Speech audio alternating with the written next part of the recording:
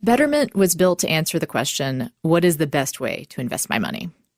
Tracking your investments shouldn't be confusing or frustrating. Betterment strongly believes that managing your wealth should be an easy and enjoyable experience. Betterment customers believe technology can improve their daily lives. Use Uber, Netflix, and Amazon. Betterment customers are just like you. Betterment aims to make it straightforward. Create an account, tell them your financial situation, and their advice platform will build you a personalized portfolio for your goals and desired levels of risk. For each goal, retirement, house down payment, whatever, you determine how aggressive or conservative you want to be. Based on this information, we'll take care of the underlying investments and can implement tax saving strategies. One fun thing to play around with is their Retire Guide, which you'll find on their homepage under Retirement, and it will give you an idea of what you need to save to reach your retirement goals. Now, there is always risk in investing. However, with Betterment, we can help you avoid the emotion and sales tactics that often plague the financial industry. Investing involves risk. For a limited time, listeners can get 1 month managed for free. For more information, visit betterment.com/withfriends. Again, that's betterment.com/withfriends. Betterment. Investing made better. Hi, I'm Anna Marie Cox. Welcome to With Friends Like These, a show about difficult conversations, awkward pauses, and relationships and politics and relationships. Really happy about the show this week. I get to talk to two of my very favorite people in the world. In the second part of the program, I talked to Doreen St. Felix, who is, for now, a colleague of mine at MTV News. She writes about everything under the sun, music, fashion, politics, culture. And we talk about the legacy of Hillary Clinton and what the autopsies of her campaign get right and wrong. And I think most enjoyably, to be honest, we talk about aesthetics of the presidency, from Trump to Obama and Obama to Trump. She's got such great insight on that stuff. I think I might have her back as my regular fashion correspondent. But up first is Parker Molloy. If you're on Twitter, you might follow her. She is hilarious and topical and feisty. She's at Parker Molloy. She's a writer for Upworthy.com. And she happens to be a trans person. And I talked to her about, her decision to be out and what's that like from her side of the screen. Coming right up. Let's just dive right in because I know I don't have you for that long. So you do spend a lot of time on Twitter, and I do as well. And that's sort of where I know you from. Basically, this show could be people I know from Twitter, the podcast. And I believe actually our first few interactions, correct me if I'm wrong, were actually somewhat salty, as I recall. Yeah. Oh, totally. Well, first off, I mean, I have a tendency to sometimes be a little. I used to be a little more of a firebrand, used to be a little more of a flamethrower, but. Yeah. If I remember correctly, I forgot what it was, but yeah, there was something you said that it's just like, our interaction was not exactly positive, right? But it kind of grew. It was one of these things where we disagreed in a way that still worked out to where I was like, okay, I guess I'll follow her. But I want to say specifically, it had something to do with trans activism, I think. I think so. I can't recall what the exact situation was. I think it's funny that we can't recall what it is, but I think that's important because, you were probably the first kind of non-celebrity trans person that I had a significant kind of interaction with, right? And you, it's in what you do. You're very out about it, and I remember thinking to myself, well, you know what, I should listen to this person, this person speaking from experience that I don't have. And I said something, and I actually think it was something where I kind of said I gave some ground. You brought some authority and some, thoughtfulness to the conversation. I believe you were salty, but I remember thinking okay, I should listen to this person.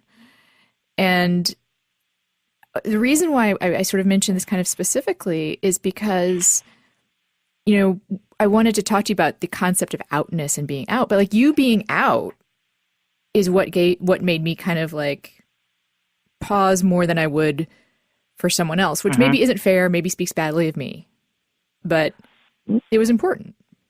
Yeah. Well, so the whole thing about being out, not being out, it's a very personal sort of decision. I mean, my person, like, I just have no confidence in myself. I would always assume that everyone I'd run into would just immediately know I'm trans, and that's not the case. Like, it turns out if I talk to strangers, and, I can know people and see them in person and talk to them and whatever, and like they don't know I'm trans until they like stumble across some article that I wrote and they're like, wait, I didn't know this. I was like, yeah, no biggie. But I just assumed that everyone would be able to tell or would figure it out. So I was just like, I'm just going to be really open with it. So I would introduce myself in a way that was always very much like awkward, like, hey, I'm trans and I hope that's not a big deal. And, like, I just I'm trying to be a normal person. like not at like grocery stores and stuff, right? But, Yeah, not at grocery. Anytime I met someone new. Right. And that was it, because it was a big fear of mine. It was like, because all I still want in the world is to really just be able to blend in and exist. And, I'd love it if in the world I didn't have to talk about trans stuff, that these issues just kind of went away. But sadly, they aren't anytime soon. And it's really disappointing. But yeah, I mean, I had kind of that decision, like, do I kind of stay stealth or hidden or hide who I am? But then I noticed that there was a lot happening in the media around the time I came out as trans, where things were just being reported so horribly. People were being called the wrong names, the wrong pronouns. They were just, it was still a time where trans people were being treated like freaks of nature, essentially, by mainstream news outlets, by like CNN and MSNBC. Like it was bad. And so I started blogging, and I started just blogging about my experience. And I never thought that anyone would actually want to pay me to write. I think I remember writing you an email being like, how do I find a job writing? And you're like, it's hard. And that was kind of it was so helpful. Yeah, well, but it's true. It's like there's no clear-cut way. So it was one of those things where it's just like I'd write things and then I'd send emails to random editors I'd find online and be like, hey, interested in running a piece about something trans-related. And a lot of the reaction was really cold up until when Chelsea Manning came out as trans. Suddenly, I went from having no one interested in running any of my articles to suddenly people were running to me, sending me emails to be like, hey, hi, I'm so-and-so from whatever. I'm really interested in running an article of yours about trans stuff. Because it was a situation where it was another non-celebrity trans person who just came out, and a lot of people were very confused about these types of things. So, it was kind of cool. It wasn't someone in Hollywood. It was someone whose situation and circumstances were very controversial in themselves.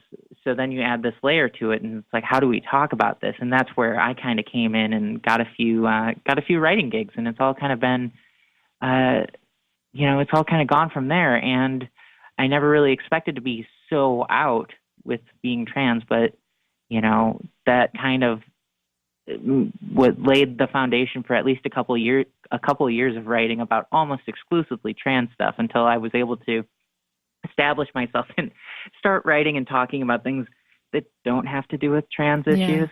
It's a delicate thing in a way. I mean, I've talked to my friends who are people of color, writers who are people of color, about this too, where you want. You can't blame editors for wanting to have an authentic voice and again, have someone that brings a particular set of experiences to a topic, right? You want to have someone speak with authority and authenticity about something, but at the same time, like, that can't be you can't like look at that person as that's the only thing they can write about, like it's exactly. Not really fair to anyone. But I want to get back a little bit, because you said, you just assume everybody knows and that you are self-conscious about that. And, the one sort of place in my life where I can draw a little bit of trying to think a little bit about what I might feel that could be what like you're feeling. I obviously can't put myself completely in your place, but it's about, being out as an alcoholic and as someone who has mental health issues, which is that I have actually, when I first like kind of realized I was an alcoholic and trying to get sober, I did kind of assume that that was something that everyone knew, and I might as well just start saying it. Like, and also you get so used to saying it at meetings. Like I would be like walking into people in grocery stores and be like, "Hi, I'm an alcoholic," and it didn't. Yeah, it didn't feel like, it was a choice on one level, but at the same time, I kind of felt like, well, I better just, like kind of go with this, right? Like, Yeah. I also, because I think we might have this in common, I don't quite know how to be anything else. I don't quite know how to cover it up. Like, Yeah, I think that's really interesting. Because and I think that, really, I feel like everyone has something that they can relate to in that sort of way, their own, whether it's, a quirk or it's a medical condition or it's something like being an alcoholic or being trans or, anything like that, where it's just kind of an albatross that hangs around our neck that kind of, that we assume that others can just kind of constantly see, and so we make excuses for it.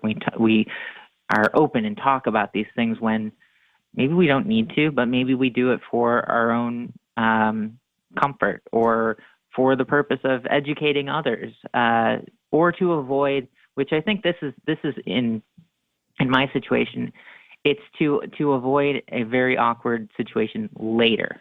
Like, I'd rather control the terms of when I tell someone I'm trans rather than get into, like, for example, like, going to a doctor's office and they'll be like, "So when was your last period?" And I'll be like, "Never." And they'll be like, "Why?" I'll be like, "I don't have a uterus." And they're like, "What? Whoa, why?" And I'm like, "Okay, God," it's like in those situations, it's like, okay, I try to like dance around the question, because sometimes it does, like, obviously most doctors, it's good to, I let them know as much ahead of time as possible. But like, I went to a dermatologist to look at a bump on my leg. It's like, that person probably doesn't need to know my whole trans history. Same thing with a dentist. Speaking of, I went to a dentist for the first time in 10 years. Oh, right. It was less than ideal. Right. But yeah, I think that, we all have these things that, personality traits or characteristics that we bring with us, and it's what we contribute to society and to the world and to ourselves, and it makes us all unique and different. And I do find it interesting to think about how people relate to all these things in different ways on a personal level and how they perceive others. I feel like some things, like being an alcoholic, for instance, or being trans, or dealing with mental illness, these are things that in a lot of ways are still stigmatized. And by talking about them, we have the opportunity to try to take a forceful step towards destigmatizing them. Whereas if we're silent, it's neutral. Right. But that's an issue. Right. The stigma that comes with things like, being an alcoholic or being trans, disabled, or mentally ill. These sorts of things that kind of follow a lot of us around. And I know you must have heard, or I don't assume, but the episode that I did with disability rights issues with Alice Wong. Yeah. I think that I talked to her a little bit about the parallel with alcoholism and mental illness. And she also pointed out that technically both of those are disabilities too. So, she said she congratulated me on, welcomed me into the tribe of the disabled, which I embrace. They are technically disabilities and are in some ways, right? Disabilities. And I think that what I think about when the parallels, I think about how I think it is really important, the idea that we're controlling what it is that people know about us and when. that's a very powerful thing, right? Like, even if it feels like it's unavoidable, like I'm going to have to say this at some point, when you say it first, it is a way of setting the terms. And you don't have to think about it anymore. Right. And it's claiming it too. It's like, I mean, I think that's one of the reasons why in 12-step programs, it is always part of the ritual that we say our names and our, what we're there for. Because it's like it's part of, like, it's just part of who I am, like, and it's as important a thing as anything else. Like, I would say, equally important are things like I'm an alcoholic, I'm a redhead, I'm born on the cusp of Virgo and Libra, I live in Minneapolis. Like, those are all important things and all equally important, like, I mean, I shouldn't say all specifically equally important. They've had different kinds of impact on my life, but I don't, I want people to think of all of them when they think of me. Right. Right. And I think that when it comes to trans issues, and one of the reasons that a lot of trans people are reluctant to, be out as trans, is because in a lot of ways it kind of defines them. And I think because I have a decent number of Twitter followers. I don't have your 1 point something million, but I have a decent Twitter crowd. But it's one of those things that's kind of interesting because I will go a while without talking about trans issues. Then I'll talk about trans issues and I'll mention that I'm trans, and I'll get a bunch of messages from people who are like, I had no clue. And it's really interesting to kind of think about that. But, I always worry that when someone knows that I'm trans, that's all they see me as, that they can't see me as someone who knows a lot about politics or knows a lot about baseball. I was going to say Cubs. About, any of these things that make up who I am as a person. Like, I'm defined by far more than the fact that my gender isn't the one that that doctors were like, here it is. Trying to think of the least awkward way to describe that. We are a proudly R-rated podcast. You can be as explicit as you want to be, but I'm also kind of Midwestern in that I do appreciate it when people talk delicately about such things. But I think I did want to say, when you were saying I just assume everyone knows, like, I don't think that's true, Parker. I think I think that that's something that you bring to the table, and it is kind of, I can see why some people might be surprised, because you do write about other things. You do have other interests. I personally follow you for your, baseball and dog posts. Like, I think those are probably as important to me as anything else that you do. Which so far in this interview, I've only had to throw something at Meatball once. She was overeating, eating all my rabbits in the corner of their poop. So, you have rabbits too? Wait a minute. Like, this is breaking news. Rabbits, like, I have 2 rabbits, and they poop sometimes. And Meatball tries to eat it if I do a podcast or like if I'm doing like a meeting over like FaceTime. Meatball knows that I can't get to her, so she goes and she does all the horrible things that that she's not supposed to. So she'll go and try to eat the rabbit poop. Oh, well, and people, of course, should follow Meatball. She's at Meatball. Yeah. And she is. Yeah, Meatball is Meatball's pretty great. Meatball's pretty great. Concerned, pretty great. Let's talk a little bit about the mental health stuff too, because that's something you're very open about as well, which I appreciate as someone who's open about my bipolar diagnosis. I'm trying to not say bipolar disorder these days, I guess. Try to kind of like make it less. It's not a disorder, it's a thing, Right. And was that something that you also felt like, people are just going to know? Or is that something that you had a little more like, I'm going to talk about this because I want to talk about this? It was kind of a little bit of both.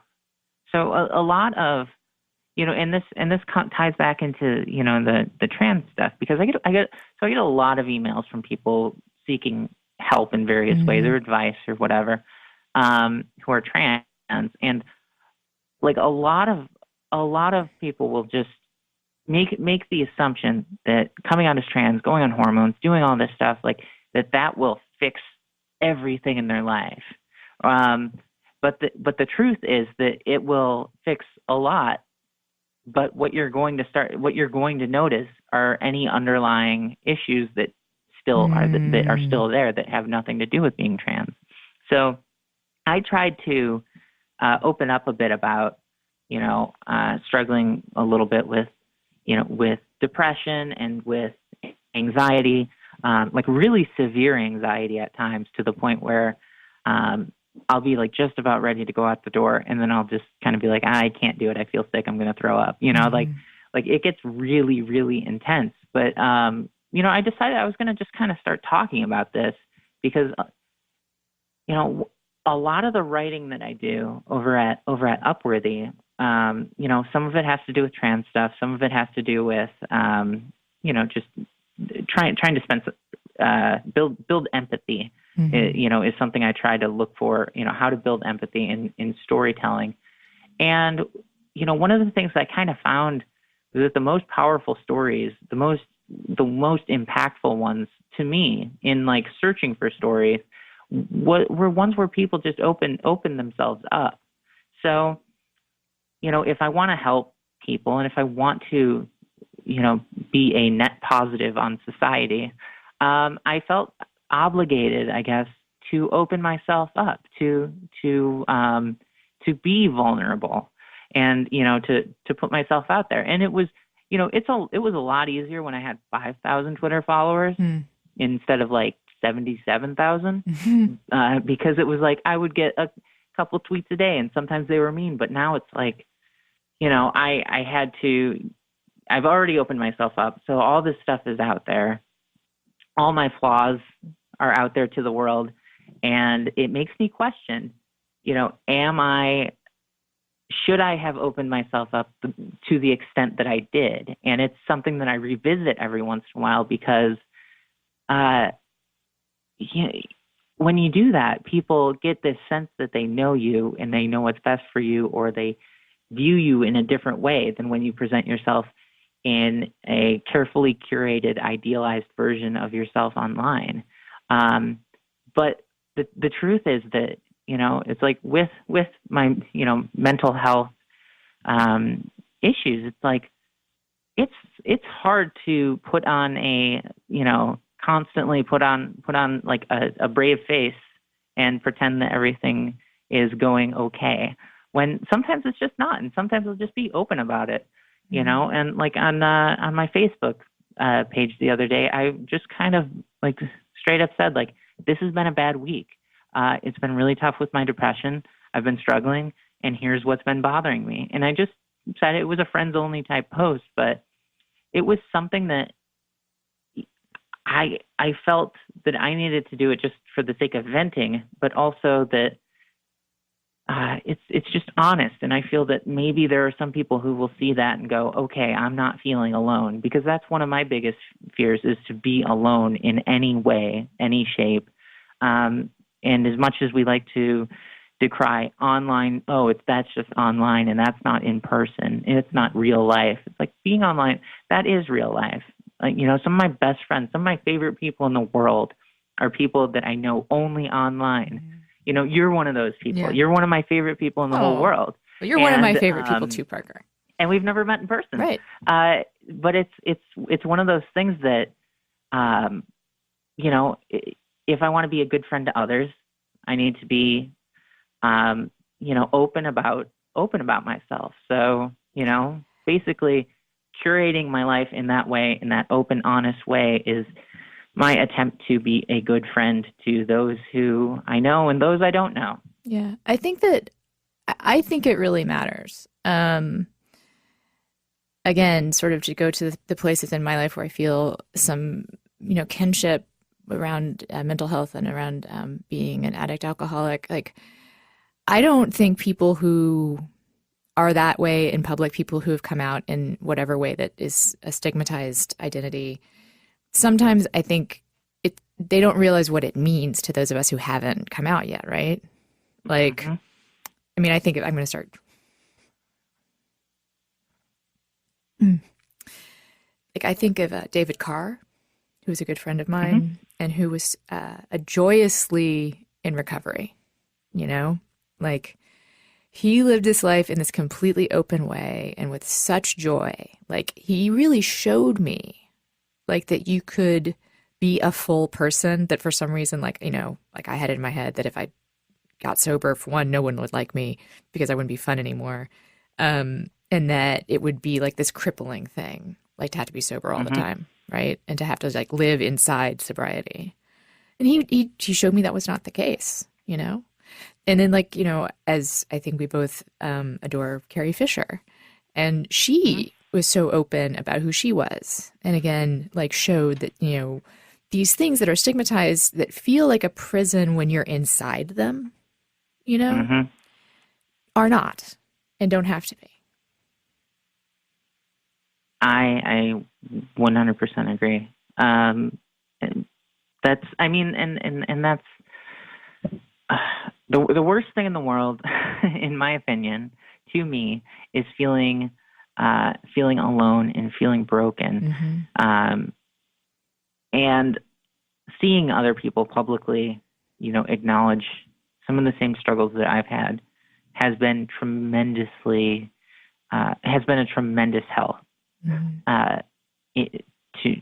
for myself to try to, you know, feel less broken, feel less alone in the world. When I would read Carrie Fisher's books where she's talking about, you know, talking about mental illness, it's like, okay, I get that. See, there she is. Like, things seem to be going well in her life. Things seem to be great for her. Or not well, but she's great.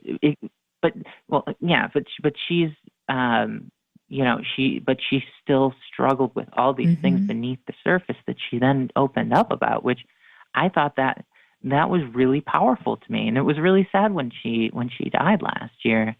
But, you know, she did so much good, and it goes so much further beyond her acting. So I think that, and that's kind of another message that I take. It's like, I may be a writer, you know, writing articles most days, but at the end of the day, it's like, I feel like I'm going to affect the lives of others in so many other ways, you know, people I know, people who meet me later in life, and we all do.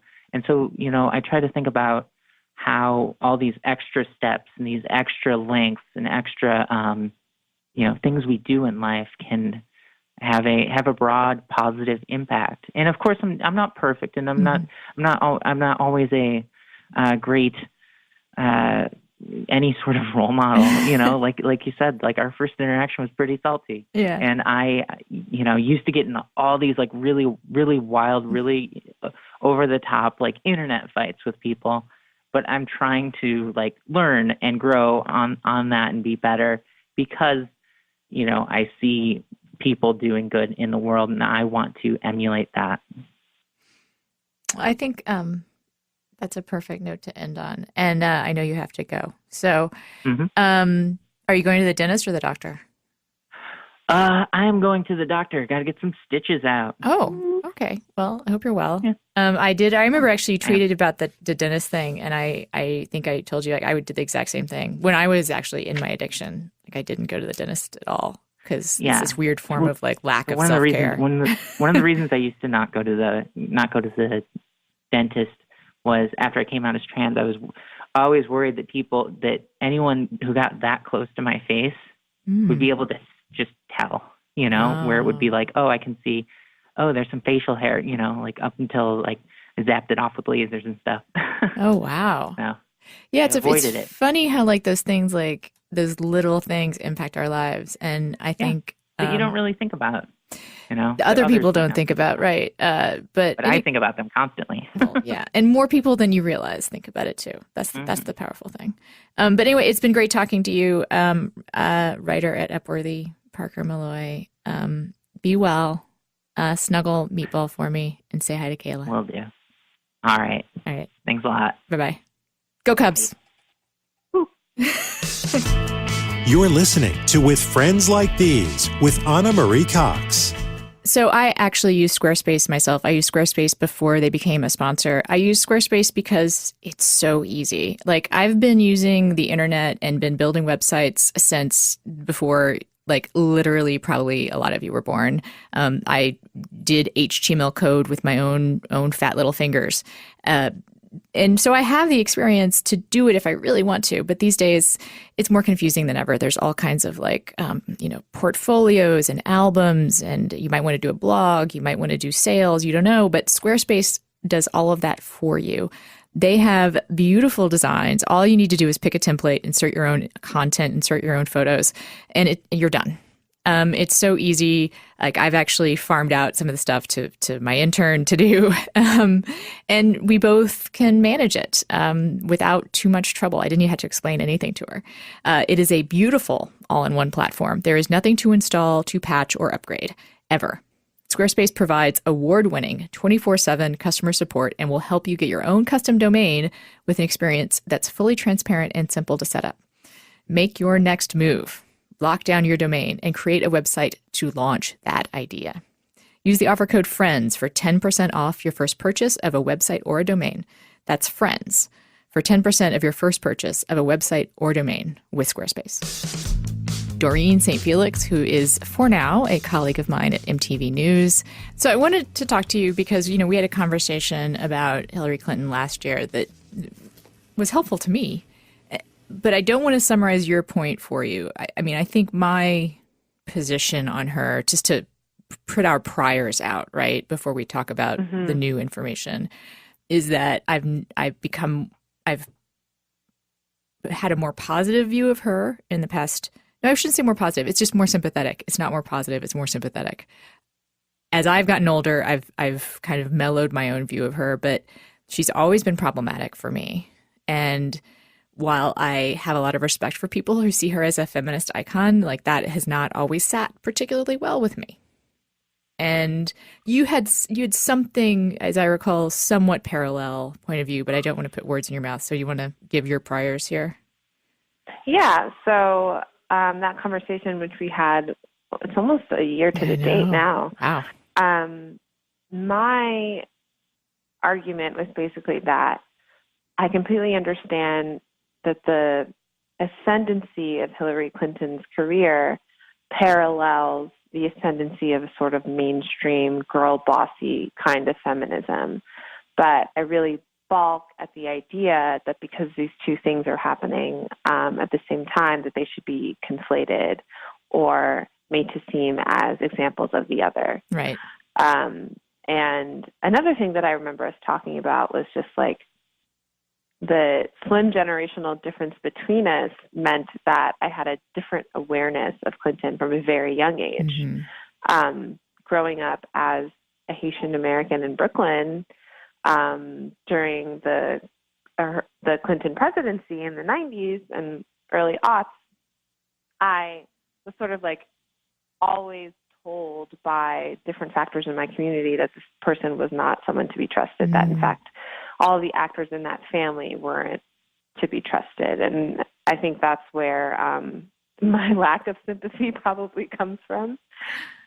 Yeah, I think my sympathy for her basically grew directly from having her have to go through this election, Like, it's basically just the sympathy of like, oh man, that sucks for you. like, wow, you really drew the short straw on this one, didn't you? And that's sort of where I guess our new conversation begins. There's this new book out called Shattered. It's a pun. Yeah. Get it?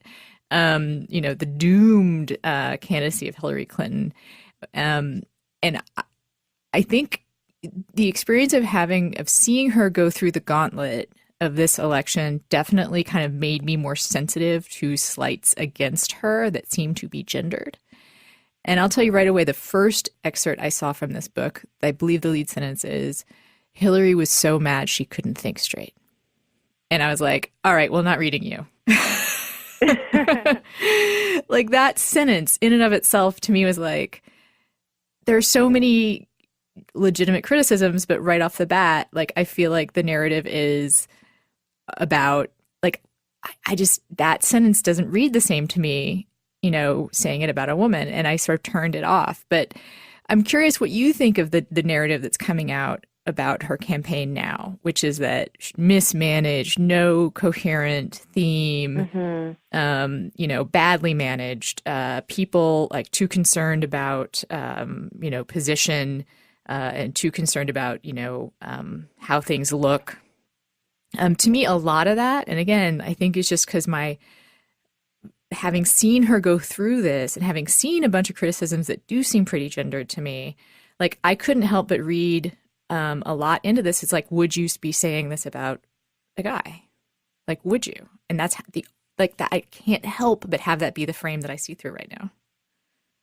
Yeah. I mean, I absolutely understand having that reaction, especially when you like read sentences like that in the book. But for me, I think I wasn't, prior to the publication of Shattered, I wasn't totally convinced by a lot of the autopsies of the campaign that were coming out, because they seemed to like heavily depend on like characterizations of Hillary's personality. But I think there's a coherence to the argument that's based on, all these interviews that the journalists had been doing over the past year and a half or past 2 years, that to me I find sort of satisfying.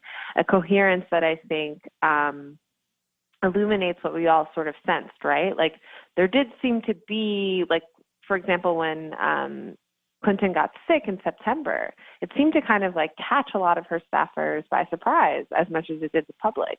And so that's the part of the argument in that book that I'm most interested in, like how did this tribe of political staffers completely never, like, how did they never seem to unite under the common goal of getting this person to the White House, as opposed to her opponent? And, now we can see that, like, that was literally Trump's staff's only goal, because now they're in the White House and have no idea what they're doing. Yeah, that's right. And that's true, right? I mean, that was like, and that's one of the places where I kind of go like, would you be saying this about a guy? Is that one of the main arguments of the book is that a reason, or not just a reason, but a primary reason for her failure was that they were never able to agree on a message or on a purpose, like why she was running. There's a lot of like energy spent talking about how they just had all these different kinds of justifications or rationales, and that you really just need one every candidate needs that one powerful rationale for running. And I was like, okay, tell me why Al Gore ran. Tell me why Bush ran. What was Bush's power? Like, yeah, that is true. Like, I can't tell you either of those things. I mean, Donald Trump had a great branding slogan, but most of the reasons when we say, like, why does someone run, it's branding, not a, like, coherent ideology, right? Like, Obama ran on hope.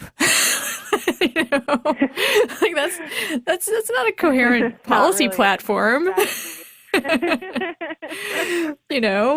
And so like all of the like hand wringing about how she didn't really have like a message, and which feeds into this idea that all she wanted to do was be president. She just wanted the power. She didn't have a reason. It was just her turn. Like that seems really, well, I think not something you would say about a guy.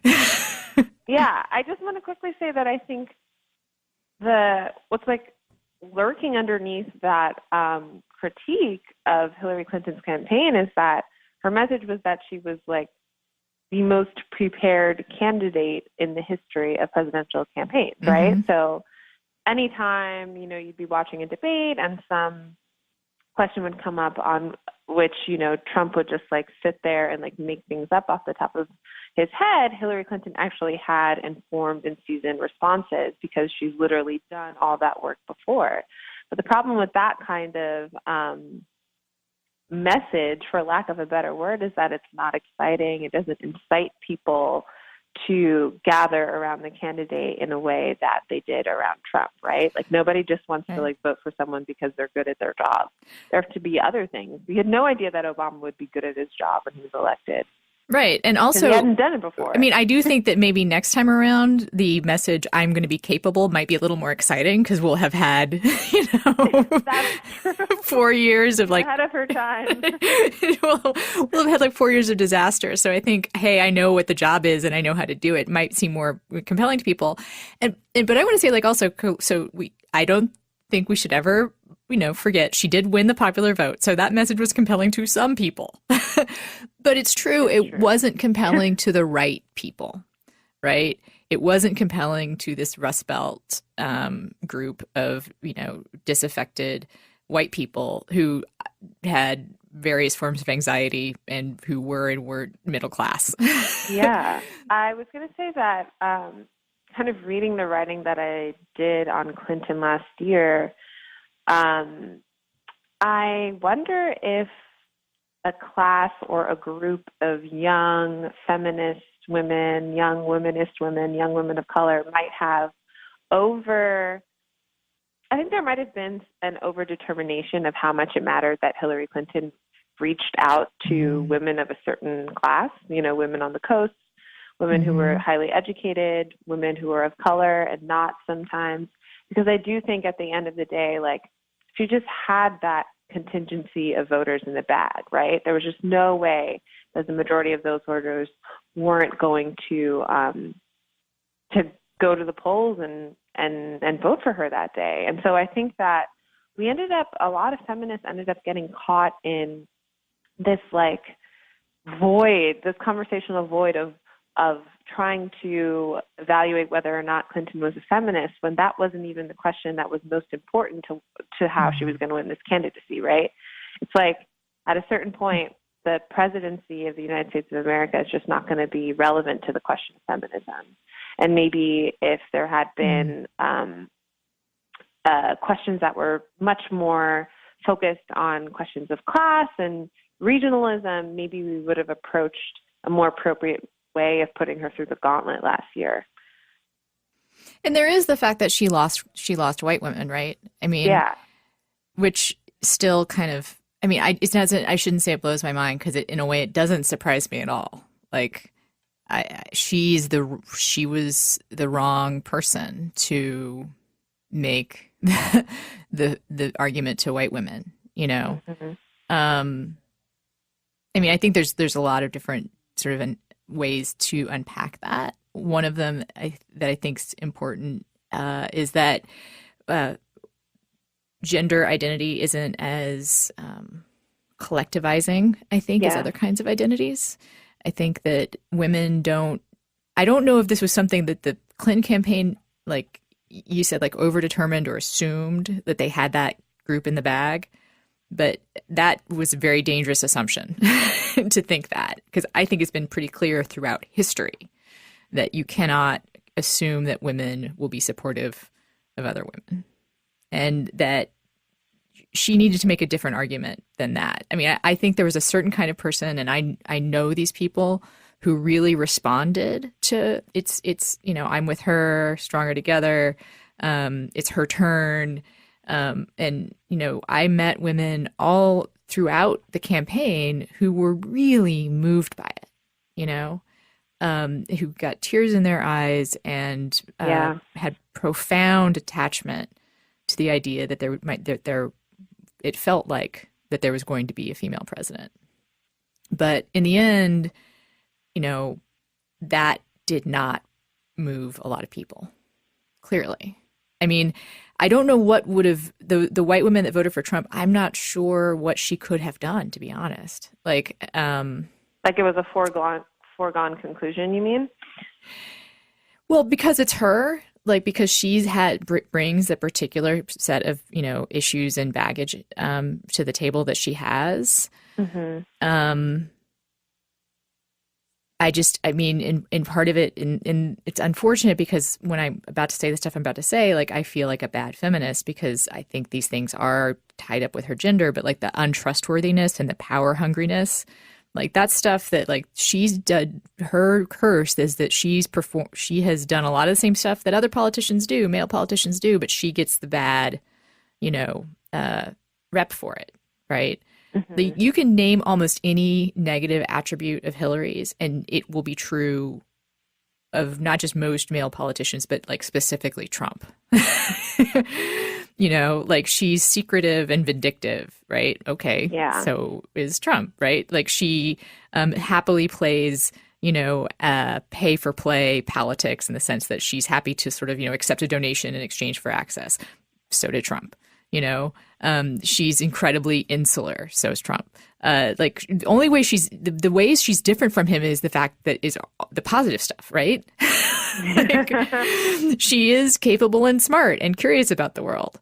But those things didn't matter, I mean, there's a lot of talk that she should have done more. I mean, you mentioned it yourself, like she should have done more outreach, or had a better economic message. Our mutual friend Ira Madison III has pointed out that the black voters in Milwaukee and Pennsylvania and Philadelphia felt pretty ignored, and assumed the assumption that they would vote for her too, and they wound up just not turning out. Yeah. Do you have any fresh thought about that? Like, having looked at this book, having thought about it since the election?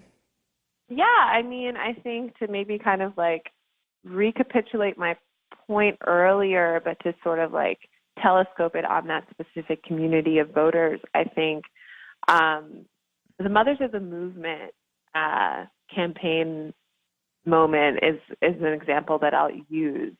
So these women who were the mothers and sometimes wives of men who had been gunned down in police-related violence ended up, I think it started in November of 2015. They started traveling with Clinton on her campaign stops. They kind of like debuted at the DNC and all this stuff. And I thought that was obviously like a very like keen, savvy and sentimentalist move for her. But the way that movement was supposed to be a stand-in for all of the problems that Black citizens experience that lead them to be in these confrontations with the police, I think that was like a perfect encapsulation of what was so like wrong about her campaign's approach. Everybody knows, you need like an average Joe. You need some kind of like avatar, some kind of everyday citizen avatar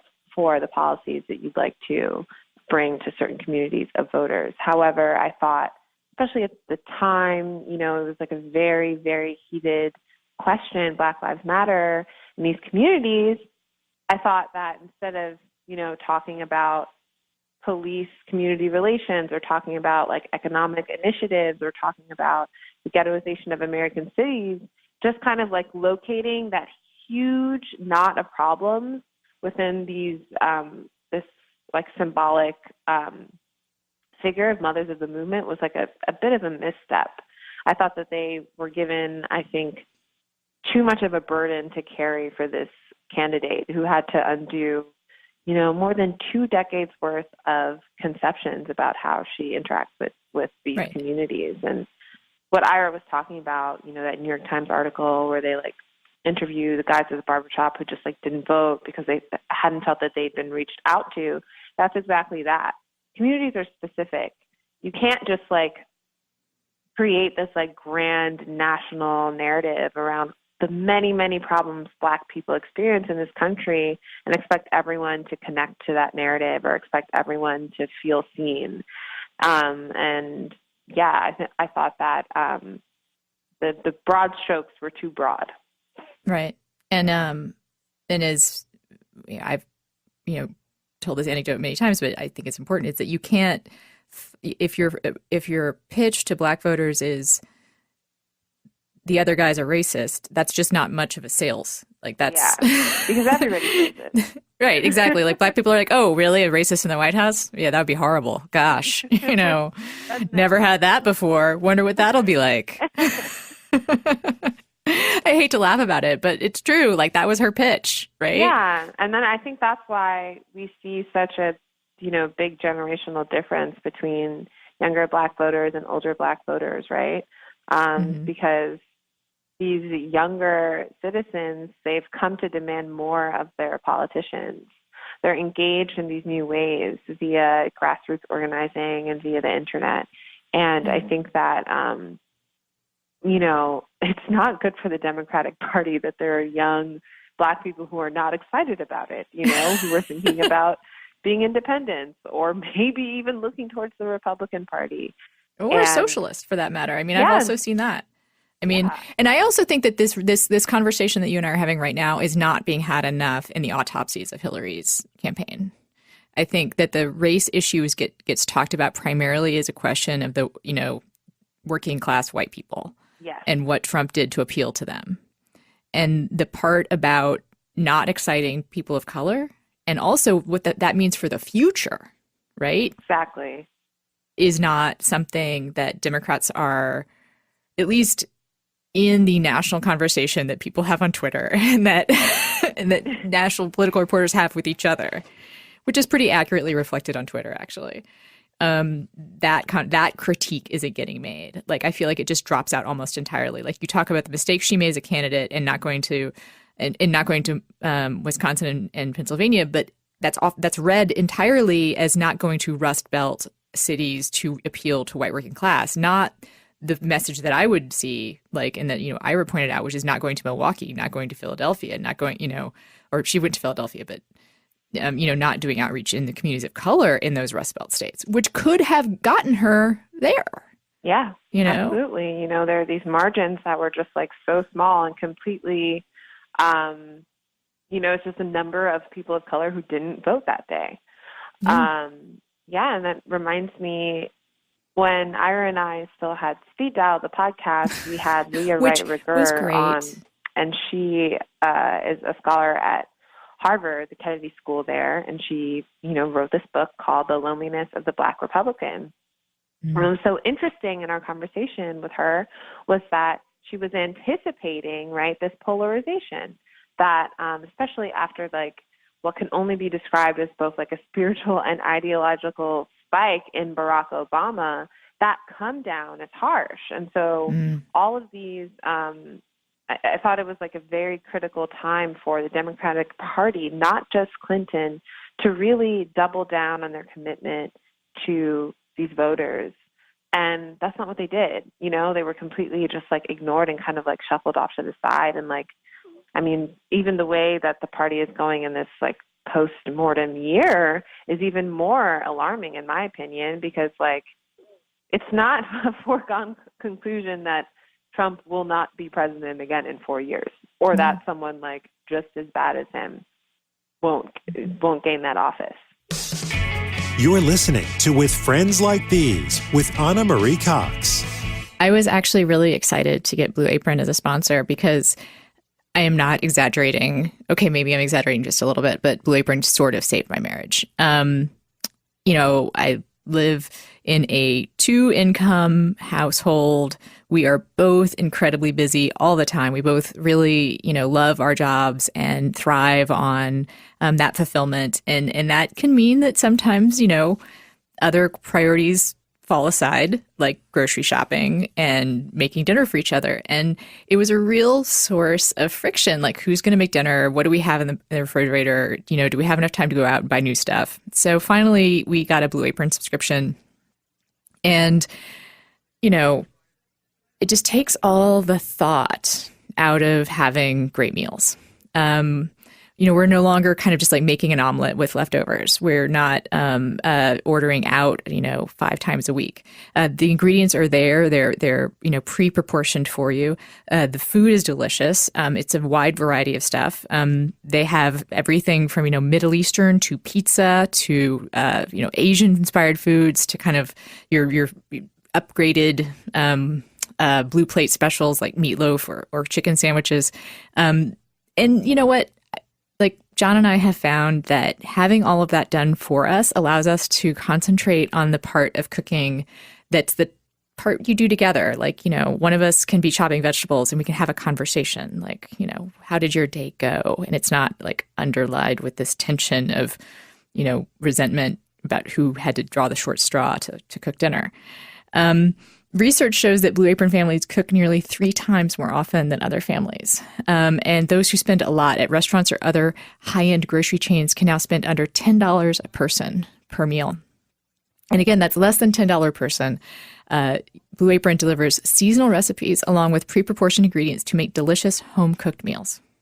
You get to choose from a variety of recipes. You can choose what kinds of proteins you want, beef, poultry, chicken. If you're ovo-lacto, you can do that. If you eat everything, if you're an omnivore, you can do that. The recipes are not repeated within a year, so you'll never get bored.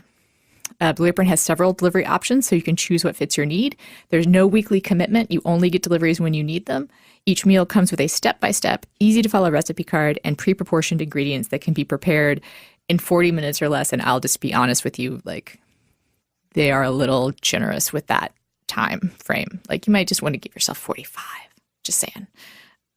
Check out this week's menu and get your first 3 meals for free. That's, again, your first 3 meals for free with free shipping by going to blueapron.com/friendslike. You will love how good it feels and tastes to create home-cooked meals with Blue Apron, so don't wait. That's blueapron.com/friendslike. Blue Apron, a better way to cook. These days, you can get practically everything on demand. This podcast comes on demand. You know, you get Uber on demand. You get your music on demand. So why are you still going to the post office and dealing with their limited hours? You can get postage on demand with Stamps.com.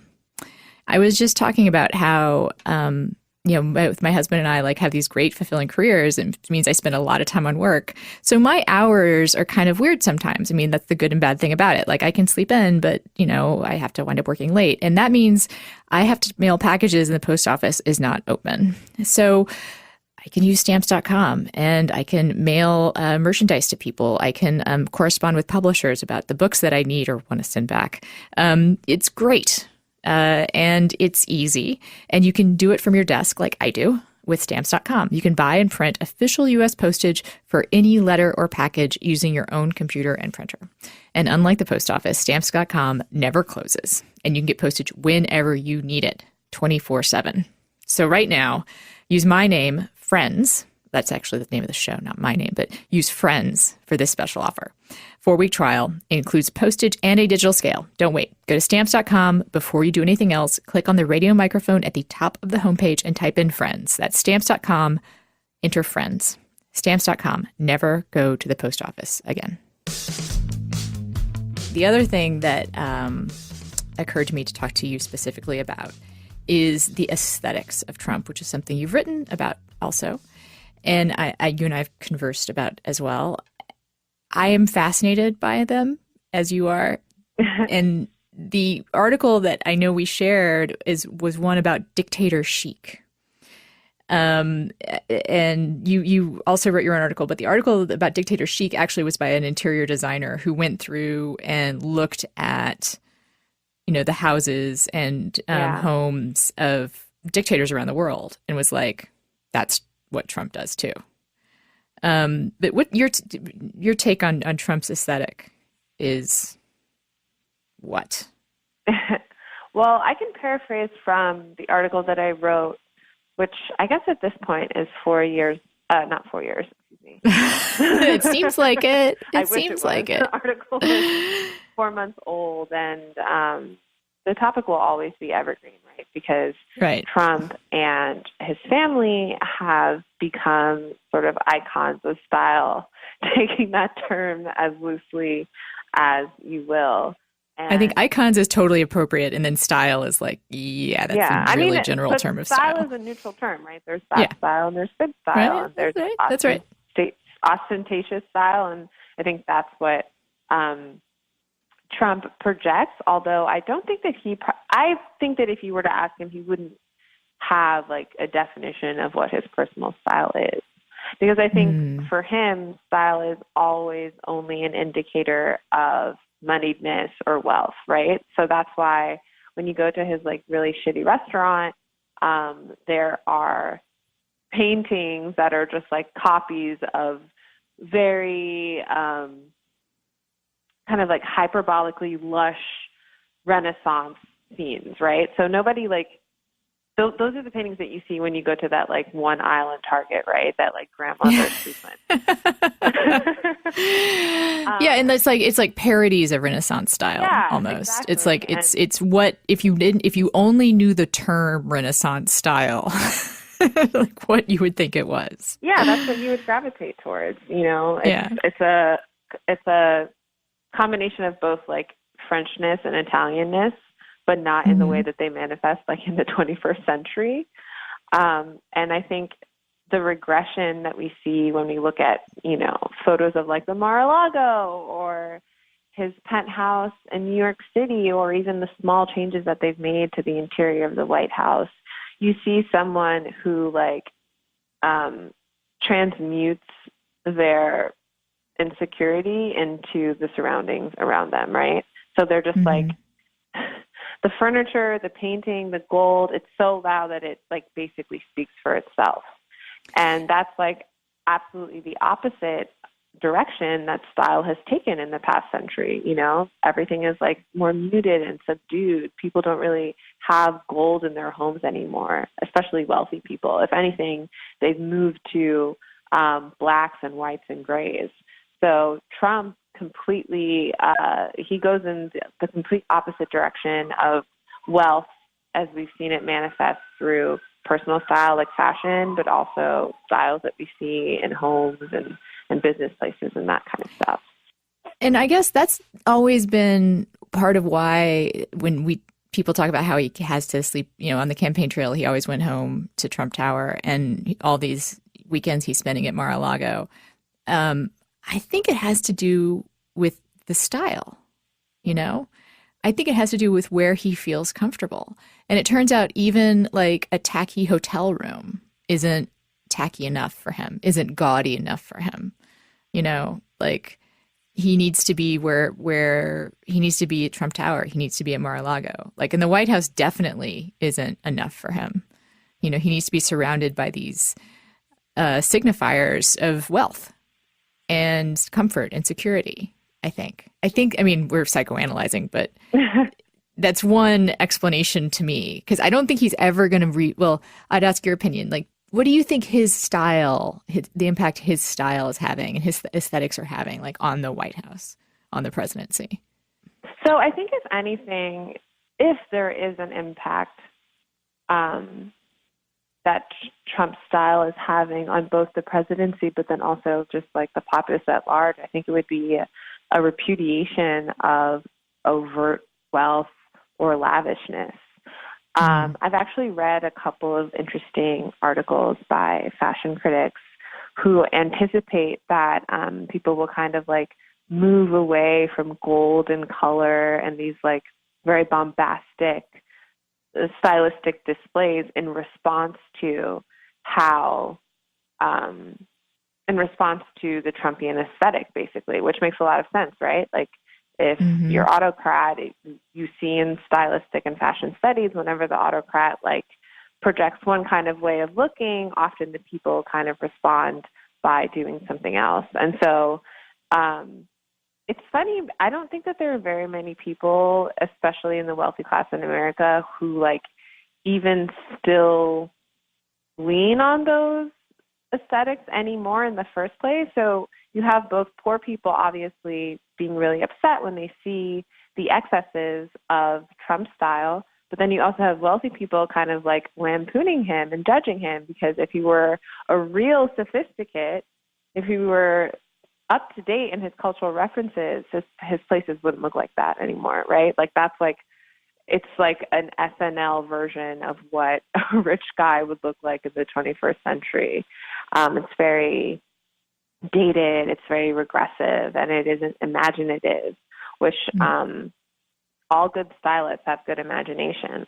Like we're looking at Obama right now in his post-presidency glow, and like he's come out with these outfits that are like really creative and imaginative, and so has Michelle Obama. But Trump and Ivanka as our pseudo first lady, they hew to very staid, stuffy aesthetics, and that's not what people want from their presidents anymore. I'm curious. You did a little hint at what you've seen about Obama's aesthetics lately. I noticed he got rid of the dad jeans. Right. He got rid of the dad jeans, but more importantly, Michelle got rid of the mom jeans. I think I saw this photo of Michelle. She was on vacation. You know, they've been on like a perennial vacation for the past They deserved it. 5 months. And she had her hair. Her hair was completely natural.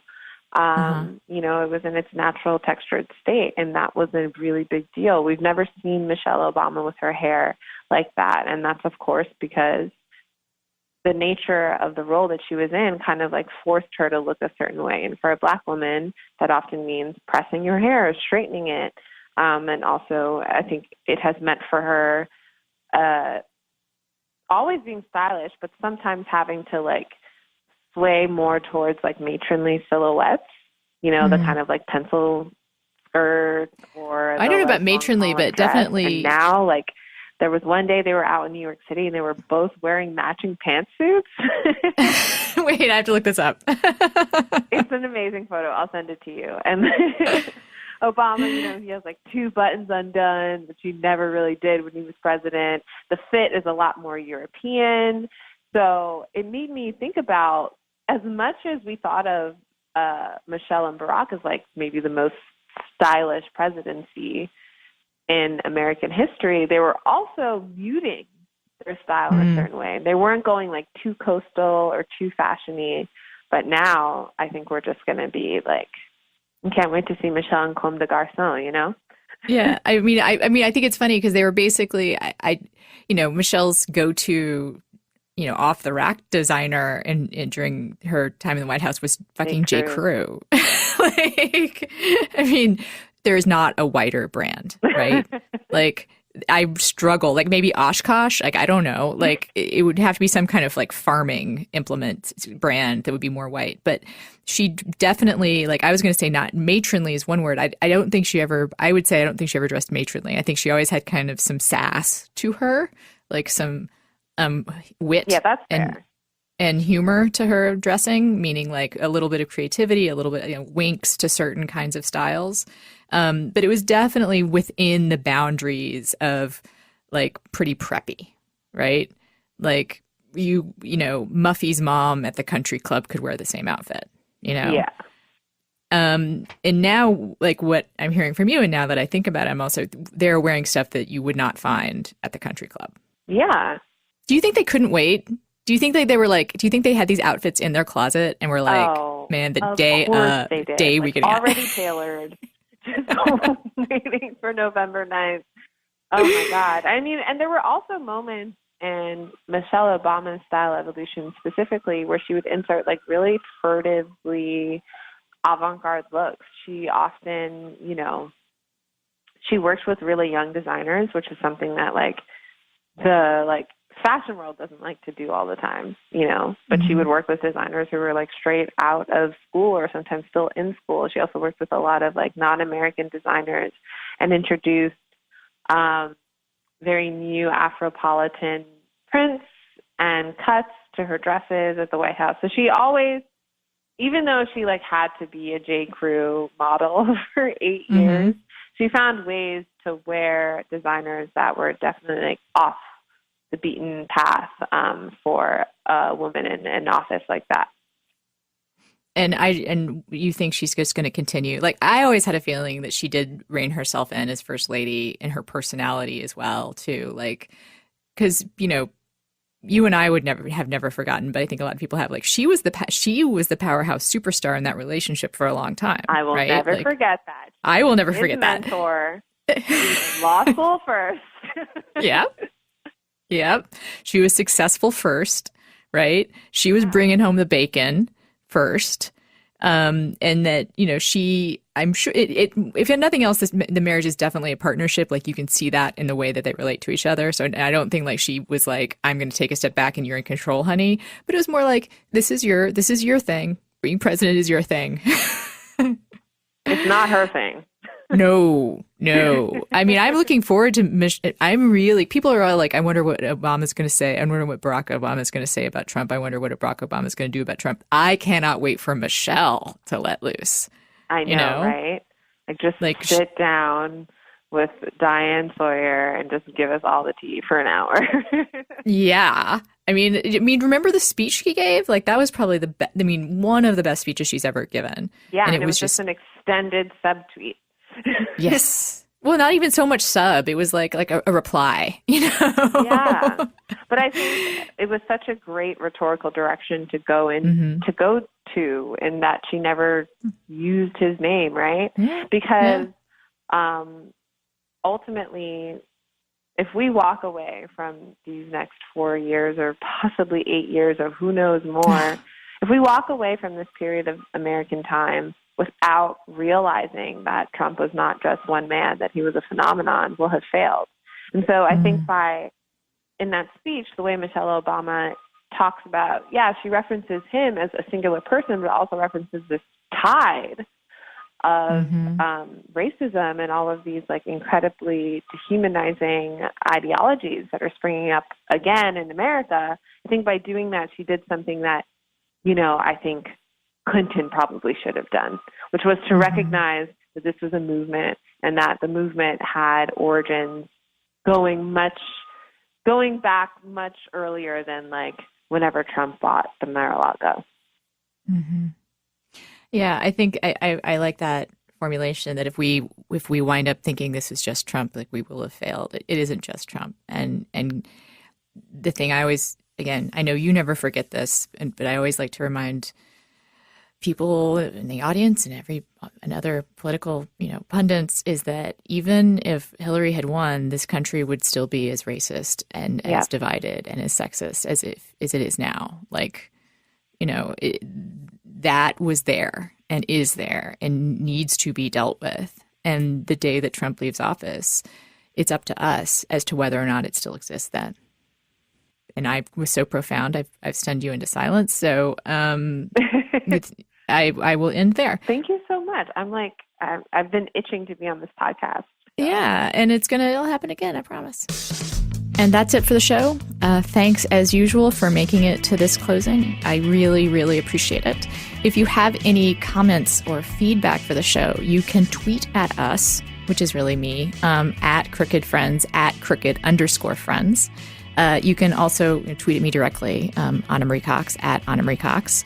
You can give feedback to our guests at Parker Malloy and at D St. Felix. That's at DSTFELIX. And you can, of course, write the pod. The address for that is withfriendslikepod@gmail.com. Again, that's withfriendslikepod@gmail.com. We take listener questions. If you want to send it as a voicemail, you can, voice memo, or you can just provide your phone number and we'll get in touch with you that way. Let's see, you made it this far. That means you like the show. Please rate and review on iTunes or wherever it is you get your podcasts. And just thanks. Gotten a lot of great feedback lately, show ideas, some very constructive criticism about how often I use the word like. I want you to know that I hear that. I may not change, but I do hear it. And I hope you guys are enjoying this as much as I am. I will see you or hear you, or you'll hear me next week.